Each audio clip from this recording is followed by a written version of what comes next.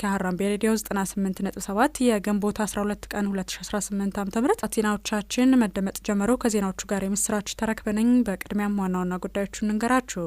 የትብብር ለኢትዮጵያ አንድነት ጥምረት በቅድመ ምርጫ ላይ በርካታ ህገወጥ ድርጊቶች መፈጸማቸውን ስለማስታወቁ፣ ኢሰመጉ በአዲስ አበባ በፖሊስ አባል የተገደለውን ግለሰብ የምርመራ ውጤት ፖሊስ በአስቸኳይ ይፋ እንዲያደርግ ስለመጠየቁ፣ በትግራይ ክልል በህዝብ የተመረጠ መንግስት እንዲኖር የሚሰራ ምክር ቤት መቋቋሙ ስለመገለጹ፣ ከውጭ የለንደን ፍርድ ቤት ደቡብ ሱዳን የነዳጅ ቅድመ ክፍያ ውሎችን እንድትፈጽም ስለማገዱ፣ የኢራን የሰላም እቅድ በጦርነቱ ለደረሰው ውድመት ካሳ እንዲሁም የአሜሪካ ወታደሮች እንዲወጡ የሚጠይቅ መሆኑ ስለመገለጹና ሌሎችንም ይዘናል። አብራችሁን ቆዩ። የትብብር ለኢትዮጵያ አንድነት ጥምረት በቅድመ ምርጫ ላይ በርካታ ህገወጥ ድርጊቶች መፈጸማቸውን አስታወቀ። ትብብሩ ባወጣው ባለ 11 ነጥብ መግለጫ መንግስትን በበርካታ ጉዳዮች ተችቶ የታሰሩ ፖለቲከኞች እንዲፈቱ፣ ለሀገራዊ አንድነት እንዲሰራ ጥሪ አቅርበዋል። ጥምረቱ ባወጣው መግለጫ በማዕከላዊ ኢትዮጵያ ክልል 15 እጩዎች በሲስተም ምክንያት እንዳልተመዘገቡ፣ በተለያዩ አካባቢዎችም በእጩዎች ላይ የማዋከብና የግድያ ማስፈራሪያ መደረጉን ገልጸዋል። በተጨማሪም በኦሮሚያና በአማራ ክልሎች 97 በመቶ ምርጫ ለማካሄድ አስቻይ ሁኔታ አለ በሚል የቀረበው ሪፖርት የተዛባና አሳሳች ነው ብሎታል። ጥምረቱ የመራጮች መረጃ መንተፋና ስነ ልቦናዊ ጫናዎች በአስቸኳይ እንዲቆሙ የጠየቀ ሲሆን መንግስት የገባውን የለውጥ ቃል እንዲያከብር፣ የፖለቲካ እስረኞችን እንዲፈታና ለሀገራዊ አንድነት ከሁሉም አካላት ጋር በጋራ እንዲሰራ ጥሪ አቅርበዋል። ኢሰመጉ በአዲስ አበባ በፖሊስ አባል የተገደለውን ግለሰብ የምርመራ ውጤት ፖሊስ በአስቸኳይ ይፋ እንዲያደርግ ጠየቀ። በአዲስ አበባ ከተማ ጉለሌ ክፍለ ከተማ ሽሮ ሜዳ አካባቢ በፖሊስ ጣቢያ ደጃፍ ላይ የተገደለውን ግለሰብ የምርመራ ውጤት ህግ አስከባሪ አካላት በአስቸኳይ ለህዝብ ይፋ እንዲያደርጉ የኢትዮጵያ ሰብአዊ መብቶች ጉባኤ ኢሰመጉ ጠይቋል። ይህ ጥያቄ የቀረበው ኢሰመጉ ባለፉት 3 ወራት በሀገሪቱ የተለያዩ አካባቢዎች የተፈጸመው ከባድ የሰብአዊ መብት ጥሰቶችን አስመልክቶ ባወጣው ባለ 45 ገጽ ዝርዝር ሪፖርት ላይ ነው። ይፋ የተደረገው ይህ ሪፖርት በህገወጥ ስርዓት ሰዎች ያላድራሻ መጥፋት፣ ስቃይና ግድያን ጨምሮ በርካታ ጥሰቶች መፈጸማቸውን ያመላክታል። በተለይም በአማራ ክልል ባህር ዳር ከተማ፣ በቤንሻንጉል ክልል እንዲሁም በአዲስ አበባ ከተማ የሰብአዊ መብት ጥሰቶች መበራከታቸውን ሪፖርቱ አስፍሯል። ኮሚሽኑ በማጠቃለያ መግለጫው በዚህ የግለሰቡ ግድያም ሆነ በሌሎች የሰብአዊ ጥሰቶች ላይ የተሳተፉ ጥፋተኞችን መንግስት ለህግ እንዲያቀርብ፣ ተጎጂዎች ተገቢውን ካሳ እንዲያገኙና የሰብአዊ መብት ጥበቃ እንዲከበር አሳስበዋል። የዓለም አቀፍና የሀገር ውስጥ የሰብአዊ መብት ህጎችን ማክበር ግዴታ መሆኑንም ኮሚሽኑ አጽንኦት ሰጥቶበታል። በትግራይ ክልል በህዝብ የተመረጠ መንግስት እንዲኖር የሚሰራ ምክር ቤት መቋቋሙ ተገለጸ። ስምረት ፓርቲ በአጭር ጊዜ ውስጥ በህዝብ የተመረጠ መንግስት በክልሉ እንዲኖር ለማድረግ የሚሰራ የትግራይ ሰላምና የለውጥ ምክር ቤት በአዲስ አበባ መቋቋሙን ገልጿል።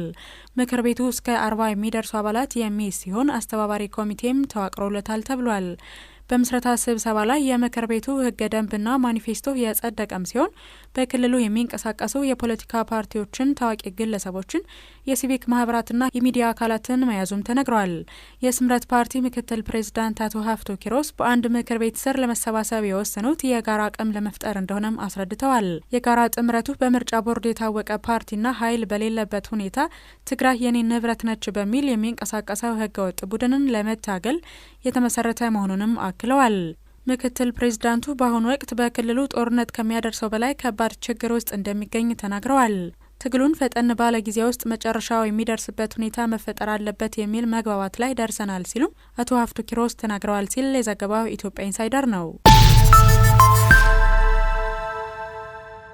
ሀገራዊ ምክክር ኮሚሽን በቀጣይ በጀት ዓመት 2.6 ቢሊዮን ብር የበጀት ጥያቄ አቀረበ። የኢትዮጵያ ሀገራዊ ምክክር ኮሚሽን በቀጣይ በጀት ዓመት ለሚያከናውናቸው ስራዎች 2.6 ቢሊዮን ብር እንደሚያስፈልገው ለፓርላማው አስታውቋል። የህዝብ ተወካዮች ምክር ቤት የፕላን በጀትና ፋይናንስ ጉዳዮች ቋሚ ኮሚቴ ባለፈው ሳምንት የ2019 የኢትዮጵያ በጀት ዓመት የበጀት ፍላጎቱን ገምግሟል። የኮሚሽኑ ቃል አቀባይ አቶ ጥበቡ ታደሰ ለሪፖርተር እንደተናገሩት የተጠየቀው 2.6 ቢሊዮን ብር ኮሚሽኑ በቀጣይ ለሚያከናውናቸው ቀሪ ስራዎች ነው። ቋሚ ኮሚቴው በበጀት ጥያቄው ላይ የ62.6 በመቶ ጭማሪ ማሳየቱን በመጥቀስ እያንዳንዱ ወጪ በዝርዝርና ግልጽ በሆነ መልኩ እንዲቀርብ አቅጣጫ ሰጥቷል። የምክር ቤቱ ኮሚቴ ሀገራዊ ምክክር ኮሚሽኑ ለሀገር ወሳኝ ፋይዳ እንዳለው በመጠቆም የምክክር ሂደቱ ተጨባጭ ውጤት እንዲያመጣ የሁሉም ባለድርሻ አካላት አስተዋጽኦ ወሳኝ መሆኑን አሳስበዋል። በኬንያ 4 ሰዎች ከተገደሉ በኋላ የነዳጅ ዋጋ ቅናሽ ቢደረግም አድማው ቀጥሏል። በኬንያ የነዳጅ ዋጋ በከፍተኛ ሁኔታ መጨመሩን ተከትሎ ተቃውሞ ተቀስቅሶ 4 ሰዎች ተገድለው በርካቶች ጉዳት ከደረሰባቸው በኋላ የዋጋ ቅናሽ ቢደረግም አድማው ቀጥሏል። የሀገሪቱ የተሽከርካሪ ባለንብረቶችና የአሽከርካሪዎች ማህበራት ከመንግስት ጋር ባደረጉት ድርድር የ10 ሽልንግ ቅናሽ የተደረገ ቢሆንም ባለመስማማታቸው ተቃውሞ ትናንትም ቀጥሎ ውሏል። የነዳጅ ዋጋ በመጨመሩ የምግብና ሌሎች መሰረታዊ ሸቀጦችና አገልግሎቶች ዋጋ እንዲጨምር ማድረጉ የተገለጸም ሲሆን የህዝብ አገልግሎት ተሽከርካሪዎች የመጓጓዣ ዋጋን አስቀድመው ጨምረዋል። ባለፈው ወር መንግስት እስከ ሐምሌ ወር ድረስ በነዳጅ ላይ ያለውን የተጨማሪ እሴት ታክስ ከ16 በመቶ ወደ 8 በመቶ የቀነሰ ቢሆንም ተጨማሪ እርምጃዎችን እንዲወስድ ተጠይቋል። የተቃዋሚ ሰልፈኞች መንገዶችን በድንጋይ የዘጎም ሲሆን ጎማዎችን ሲያቃጥሉም ታይተዋል። የኬንያ የሀገር ውስጥ ጉዳይ ሚኒስትሩ ኪፕቹምባ ሙርኮሜን በተቃውሞ 4 ሰዎች ለህልፈት ሲዳረጉ 348 ሰዎች በቁጥጥር ስር መዋላቸውን ጨምረው አስታውቀዋል። ኬንያውያን ለተቃውሞ አደባባይ የወጡት የነዳጅ ዘይት ላይ ከዚህ በፊት ታይቶ አይታወቅም በተባለ መጠን በሊትር የ16 ሽልንግ ጭማሪ በመደረጉ መሆኑም ተመላክቷል። የለንደን ፍርድ ቤት ደቡብ ሱዳን የነዳጅ ቅድመ ክፍያ ውሎችን እንድትፈጽም አገደ። የለንደን ፍርድ ቤት ደቡብ ሱዳን ካሁን በኋላ አዲስ የነዳጅ ኤክስፖርት ቅድመ ክፍያ ውሎችን እንድትፈጽም ወይም ለብድር መያዣነት የወደፊት የነዳጅ ጭነቶችን እንድታሲዝ እገዳ መጣሉ ተዘግቧል። ይህ ውሳኔ የተላለፈው BP ኢነርጂ የተሰኘው የነዳጅ ንግድ ኩባንያ ከደቡብ ሱዳን መንግስት ሊሰበስበው የገባውን $100 ሚሊዮን ዕዳ ለማስመለስ የሚያደርገውን ህጋዊ ትግል ተከትሎ ነው። ፍርድ ቤቱ ያስተላለፈው ትዕዛዝ ሀገሪቱ ከየትኛውም ሶስተኛ ወገን ጋር በዳር ብሌንድ ወይም ናይል ብሌንድ ድፍድፍ ነዳጅ ሽያጭ ላይ የቅድመ ክፍያ ስምምነት እንዳታደርግ የሚከለከል ሲሆን ትዕዛዙን የሚጥሱ አካላት የፍርድ ቤት ውሳኔን መናቅ ወንጀል ተቆጥሮባቸው ለእስራት፣ ለገንዘብ መቀጫ ወይም ለንብረት መወረስ ሊዳረጉ እንደሚችሉ አስጠንቅቀዋል።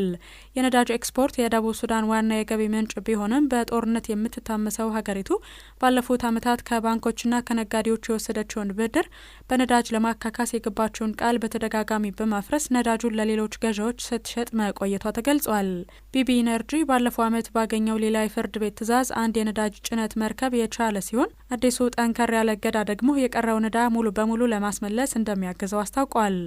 ደቡብ ሱዳን በዚህ የለንደን የፍርድ ቤት ክርክር ላይም ሆነ ቀደም ሲል ከአፍሪካ ኤክስፖርት ኢምፖርት ባንክ ጋር በነበረበት የ$657 ሚሊዮን ክስ ላይ ተገኝታ ለመከራከር ህጋዊ ወኪል ያላሰማራች ሲሆን የሀገሪቱ ገንዘብ ሚኒስትርም በጉዳዩ ላይ እስካሁን የሰጠው ምላሽ የለም። ለአዲሱ የኢቦላ ወረርሽኝ ክትባት እንደሌለ ዲሞክራቲክ ሪፐብሊክ ኮንጎ አስታወቀች። የሟቾች ቁጥር 131 ደርሷል ነው የተባለው። በዲሞክራቲክ ሪፐብሊክ ኮንጎ አዲስ የተቀሰቀሰው የኢቦላ ወረርሽኝ እስከ ትናንት ማምሻ ድረስ ለ131 ሰዎች ሞት ምክንያት ሆኗል። ቡንዲ ቡግዮ ተብሎ ለሚጠራውና በከፍተኛ ሁኔታ ገዳይ እንደሆነ ለሚታሰበው የኢቦላ ዝርያ በአሁኑ ጊዜ ምንም አይነት ክትባት እንደሌለ የሀገሪቱ የጤና ሚኒስትር ተናግረዋል። በርካታ ሰዎችን ለህልፈት የዳረገው ይህ አዲስ የኢቦላ ወረርሽኝ በጣም ከፍተኛ የሞት ምጣኔ ያለው ሲሆን ክትባትም ሆነ የተለየ ሕክምና እንደሌለው ሚኒስትሩ አስጠንቅቋል። በአሁኑ ጊዜ ክትባት የሚገኘው በ1976 ለተገኘውና ከ60 እስከ 90 በመቶ ከፍተኛ የሞት ምጣኔ ላለው ዛየር ለተባለው የኢቦላ ዝርያ ብቻ ነው። እንደ አፍሪካ የበሽታ መቆጣጠሪያና መከላከያ ማዕከል አፍሪካ CDC መረጃ ከሆነ የአፍሪካ ጤና ባለስልጣናት አዲሱ ወረርሽኝ በሰሜን ምስራቅ ኮንጎ ከዩጋንዳና ደቡብ ሱዳን ጋር በሚዋሰነው ኦቱሪ ግዛት መከሰቱን አረጋግጠዋል። በክልሉ ያለው ከፍተኛ ድንበር ተሻጋሪ የሰዎች እንቅስቃሴም በሽታውን ሊያሰራጭ ይችላል የሚል ስጋት ፈጥሯል። እንደ አውሮፓውያን 2018 እስከ 2020 መካከል በዲሞክራቲክ ሪፐብሊክ ኮንጎ በተከሰተው እጅግ የከፋ ወረርሽኝ ወደ 2300 የሚጠጉ ሰዎች መሞታቸውም ይታወሳል።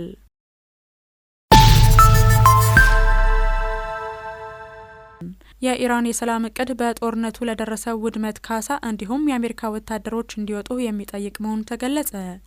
ቴህራን አዲስ ያቀረበችው የሰላም እቅድ አሜሪካ በሁሉም ግንባሮች የምታደርገውን ጦርነት ሊባኖስን ጨምሮ እንድታቆም፣ በኢራን አቅራቢያ የሚገኙ የአሜሪካ ወታደሮች እንዲወጡ እንዲሁም በጦርነቱ ለደረሰው ውድመት ካሳን የሚጠይቅ መሆኑን የሀገሪቱ መገናኛ ብዙኃን ዘግበዋል። ቴህራን የሰላም እቅዱን በሚመለከት በሰጠችው የመጀመሪያ አስተያየት ምክትል ውጭ ጉዳይ ሚኒስትሩ ካዚም ጋሪባባዲ ማዕቀቦች እንዲነሱ፣ እንዳይንቀሳቀሱ የታገዱ ንብረቶች እንዲለቀቁ እንዲሁም የአሜሪካ ባህር ኃይል የጣለውን እገዳ እንዲያነሳ መጠየቃቸውን ኢርና የዜና ወኪል ዘግቧል። የኢርና መገናኛ ብዙኃን እንደዘገቡት ከሆነም የቴህራን አዲሱ እቅድ ከዚህ በፊት ካቀረበችውና የአሜሪካው ፕሬዚዳንት ዶናልድ ትራምፕ ቆሻሻ ሲሉ ውድቅ ካደረጉት ብዙም የተለየ አይደለም።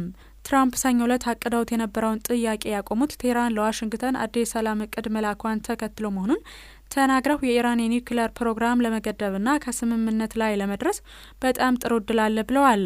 ትራምፕ በማህበራዊ ሚዲያ ልጥፋቸው ላይ ኳታር፣ ሳውዲ አረቢያና ዩናይትድ አረብ ኤሚሬትስ፣ አሜሪካ እንዲሁም የመካከለኛው ምስራቅ ሀገራት ሊቀበሉት የሚችሉት ስምምነት ላይ ሊደረስ ይችላል በማለት ጥቃቱ እንዲዘገይ መጠየቃቸውን ተናግረዋል። ስታደምጧቸው የቆያችሁት ዜናዎቻችን ይህን ይመስሉ ነበር። ዋና ዋና ጉዳዮችን መለስ ብለን እንገራችሁ። የትብብር ለኢትዮጵያ አንድነት ጥምረት በቅድመ ምርጫ ላይ በርካታ ህገወጥ ድርጊቶች መፈጸማቸውን ስለማስታወቁ፣ ኢሰመጉ በአዲስ አበባ በፖሊስ አባል የተገደለውን ግለሰብ የምርመራ ውጤት ፖሊስ በአስቸኳይ ይፋ እንዲያደርግ ስለመጠየቁ፣ በትግራይ ክልል በህዝብ የተመረጠ መንግስት እንዲኖር የሚሰራ ምክር ቤት መቋቋሙ ስለመገለጹ፣ የለንደን ፍርድ ቤት ደቡብ ሱዳን የነዳጅ ቅድመ ክፍያ ውሎችን እንድትፈጽም ስለማገዱ፣ የኢራን የሰላም እቅድ በጦርነቱ ለደረሰው ውድመት ካሳ እንዲሁም የአሜሪካ ወታደሮች እንዲወጡ የሚጠይቅ መሆኑን ተገለጸ የሚሉና ሌሎች ጉዳዮችን ስነግራችሁ ቆየን። ከዜናዎቹ ጋር የምስራች ተረክ በነበርኩኝ። የምስራች የምትሰሙበት መልካም ዕለተ ረቡዕ እንዲሆን እንመኛለን። ሌሎች ጣቢያችን ዝግጅቶች ከእናንተ ጋር ናቸው።